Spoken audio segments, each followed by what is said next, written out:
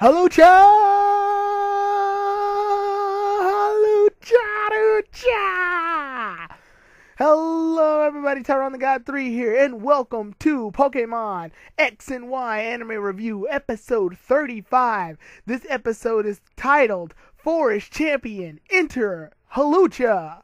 And I know a lot of you all were waiting for this episode to come out, and a lot of y'all are probably like, Tyrone, this episode came out like a week ago. Come on now. But yeah, I've been gone for a while. I was in Anime Iowa, like I told a lot of you all before, if you watched that video.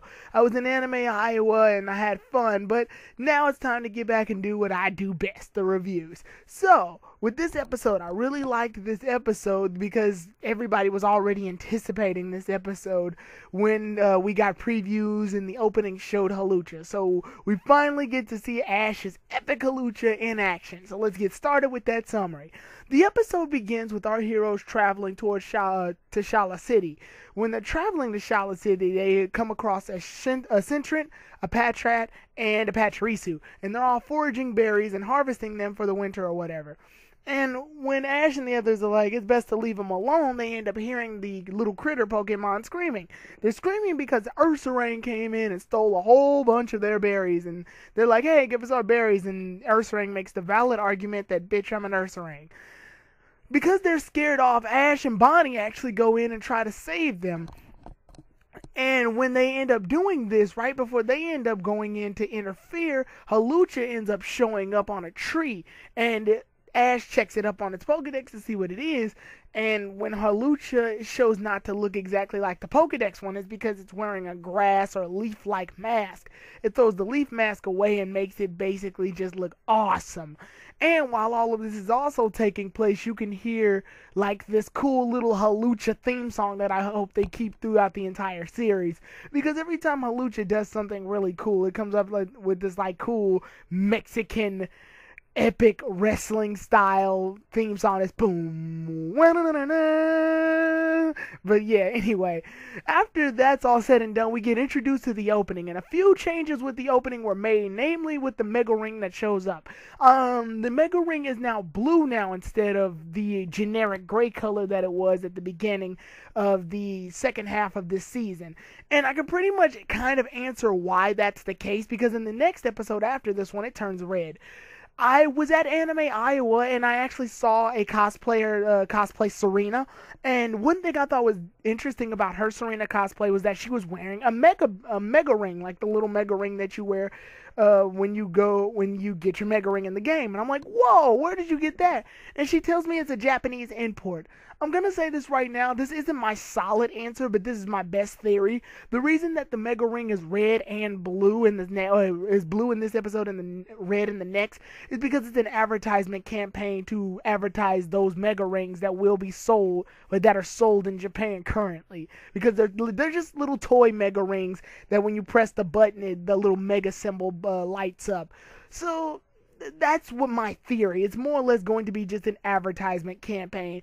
Yeah, it can hint towards Ash and maybe Serena getting their own Mega Rings, but from what I see right now, I think it's just an advertising campaign to show off that, hey, we have Mega Ring toys now. Because when you look at its core, Pokemon is an advertising anime. But now, let's get on with the rest of the episode. Hawlucha basically fights off against Ursaring. Ursaring charges at him. Hawlucha hits him down with a suplex, and then also hits him down with a nice little karate chop. Just when we think that Ursaring is done and out of the count, Hawlucha gets up to the top of the tree and tries to finish it off with some style by using the flying press technique, known as Hawlucha's signature move.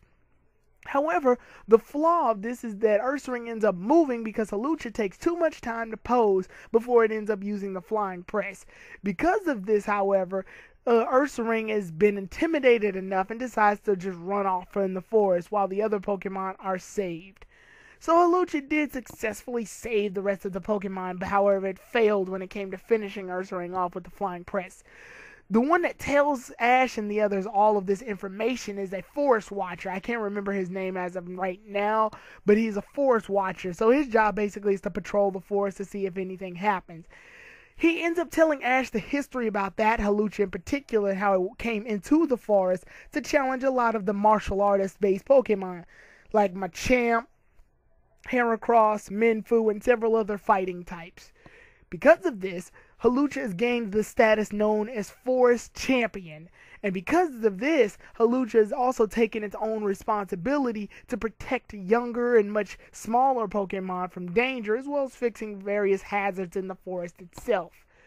While all of this is going down and he's telling Ash about this, we end up seeing that very same Ursaring team up with a Conquador, and they go into a cave and start telling Machamp that Hawlucha has been up to no good, stealing berries and causing mischief in the forest. Machamp won't have this shit and basically goes out with Conquador and Ursaring in order to team up against Hawlucha. While that's happening, we cut back to what's going on, and the Forest Watcher basically tells Ash that Hawlucha has not had the chance to master its Flying Press signature move because it takes too much time to charge. Ash takes it upon himself in order to help Hawlucha master the Flying Press technique by cutting half of a log apart and using it as target practice for Hawlucha. Hawlucha then ends up trying to use Flying Press on it several times, but ends up missing because it shows off too much. Meanwhile, though, Ash gives Hawlucha some advice, but shortly after that, we don't get to hear Ash say the advice because we cut to the next part where a Machamp appears along with Conquador and Ursaring. Conquador, Ursaring, and Machamp are all three together to challenge Hawlucha to an all-out fight. Machamp is basically pissed at Hawlucha for all the stuff that the Conquador and Ursaring said that he did in the forest, and uses this as an opportunity to fight off against Hawlucha. The Forest Watcher explains that Machamp and Hawlucha have a long rivalry where one of them would probably win one fight and the other one would win another on several occasions, with Hawlucha having more of the wins because of his just speed and power alone. Because of this, Machamp had quit becoming the Forest Champion and was no longer basically in the ring anymore, if you will. Hawlucha openly accepts Machamp's challenge, and for a while Hawlucha does seem to be holding his own, but then later on we notice that Machamp is able to block off a lot of the karate chops that it's using in order to wear Hawlucha down. While Hawlucha is getting wearing down, Conquador and Ursaring end up taking this opportunity to hit Hawlucha while its guard was completely off. And they end up knocking Hawlucha back and forth like a damn ping pong ball. And while this is happening, Serena basically points out that, hey, 3-on-1 isn't a fair fight, and Machamp realizes this, and his fighting morals won't allow this to go on any further. Ursaring holds Hawlucha down in order to get hit by Machamp, but Machamp instead decides to jump over Ursaring and jump over Ursaring and Conquador and knocks both of them out by hitting them in the sensitive spots in the back of their head. The two end up getting knocked out. Machamp ends up taking Ursaring and Conquador away and states that we'll battle again on fair grounds at one point. And he walks away. Hawlucha, now freed from this fight, is basically relieved that everything was back to normal, and Ash states that he wants a chance to challenge Hawlucha now because of how strong Hawlucha's gotten and is interested in capturing Hawlucha. Hawlucha accepts these terms and the battle begins. Before the battle begins, Pikachu's basically ready to brawl with Hawlucha, but Ash states, no, I want another type of martial artist-like Pokemon in order to fight off against Hawlucha, and ends up using Froakie. So it's good to see that Ash has finally decided to use another Pokemon, because damn it, Ash, you have other Pokemon. Anyway, the fight is on, and Froakie ends up fighting off against Hawlucha by using various double teams and water pulses. Because it used double team, Hawlucha misses with its first high jump kick, and because he missed, he ends up taking a large amount of damage because of that. However, Hawlucha's speed is able to match against Froakie's double teams, and he's able to knock out a large array of the double teams and dodge various pound attacks. Towards the end of this, we end up seeing Hawlucha make it to the top of the tree. Once he makes it to the top of the tree, he ends up trying to hit Froakie with a flying press. Right before the flying press takes place, however, Hawlucha remembers everything that Ash told him that we didn't get to hear off screen. He basically tells, and I really like this part because it shows how smart Ash is at battle now. He basically tells Hawlucha that while he's doing his pose, he does his pose while jumping. That way you can cut time on that, and to make you even faster, spin towards the ground. The spinning will basically increase your speed, and then when the ending flying press happens, you will not only be much stronger, but faster because of the spin. Hawlucha finally takes this opportunity to do this on Froakie, and Ash is impressed that Hawlucha was able to master this in such a short amount of time. However, Ash gets right back on the fight and tells Froakie to counterattack with Pound. Because of this, Froakie and Hawlucha end up hitting each other at the exact same time, resulting in a draw. And with Ash, or at least me, leaving the question that if I were Ash, I would have stopped and went, so can I still catch it? Because this has never ever happened for real before. However, when the fight ends in a tie, Hawlucha regains consciousness and basically agrees to the terms that Ash stated, and that Ash will help make Hawlucha a much stronger Pokemon if he travels with him. Because of this, Hawlucha willingly accepts himself into Ash's Pokeball. The Pokeball captures Hawlucha, and Ash has a fourth member to his team. The Forest Watcher basically states that he'll take care of the forest and make sure to protect the Pokemon that are harassed by Ursaring, Conkeldurr, and any other bad Pokemon that are out there.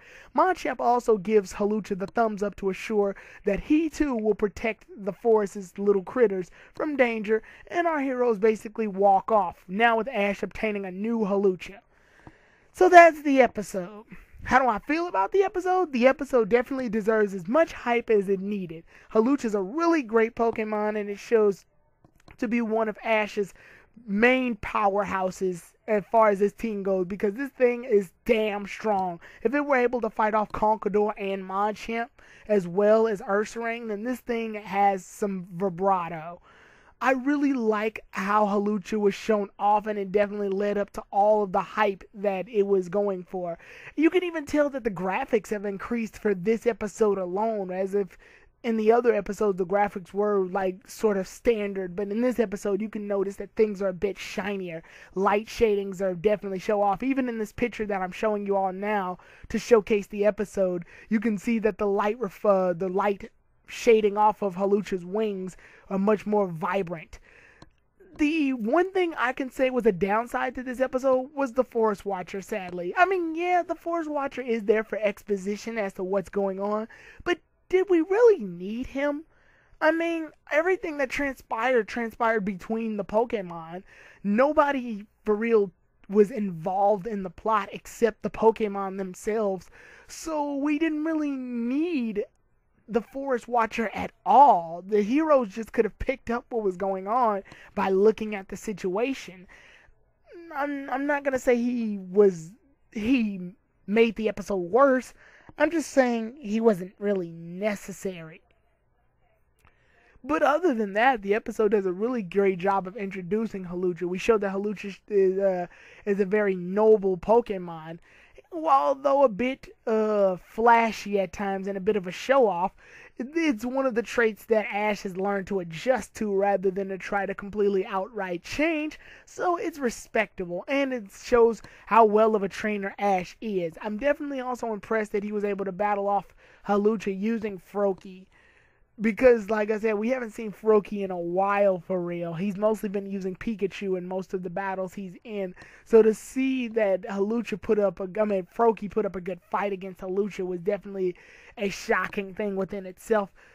Like I said, the episode overall was just great. The episode had no real downsides. Serena, Bonnie, and Clement and the others didn't really do anything. They were more or less background, but this wasn't really their episode. It was mostly Hawlucha's episode because it's Hawlucha's debut, and it's good to see that Ash's team is growing. So, yeah, all of that said, I really enjoyed this episode. It was definitely worth the watch. I basically had to watch it twice because it took a long time to sub. But that other time I watched it, it took a long time for the subs to finally happen. So in the next episode, I might go ahead and just do the review without the subs, because I can pretty much pick up what's going on. I'll just need to look up the characters' names, and then I'll have it pretty much all down. But with that said, the next episode will be a Sky Battle, Hawlucha versus Talonflame. So I'll see you all then, everybody. Good to be back. Tyrone the God 3 out.